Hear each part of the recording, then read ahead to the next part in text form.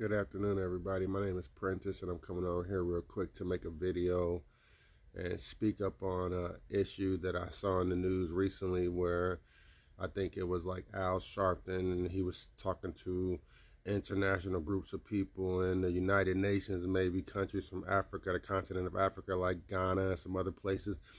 And they were speaking on the issue of reparations. I just want to come out and just say that there should be no reparations spoken given to African countries who sold American descendants of slaves, other Africans, into slavery to Spanish, Portuguese, European countries across the transatlantic slave trade. The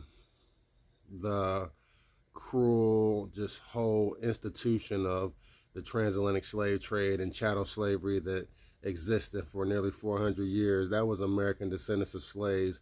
And those people in those African continent countries like Ghana and some of those West Coast countries, slave castles in Elmina, the point of no return of places, they benefited, from selling other Africans. And to be speaking on reparations to get repair for injustices and things done, it wouldn't have been for them. They would have been part of the oppressor.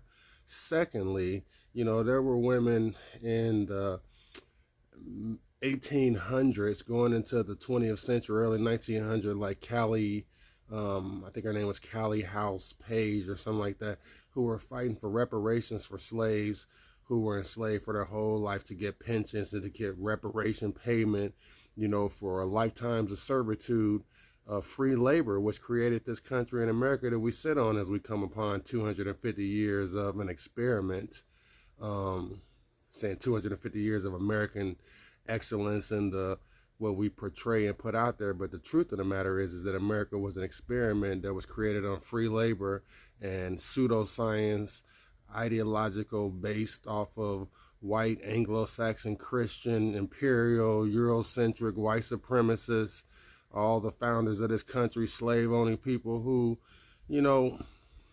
basically cared nothing for people of color and black folks. And this is not to include all the diaspora, different groups of people who happen to have color.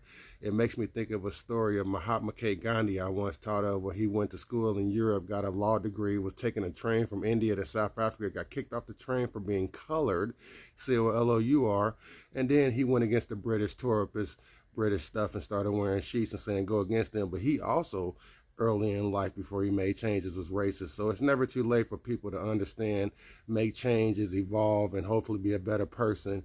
But we are not the same, as Kendrick Lamar said. Y'all stay up, stay blessed. Peace.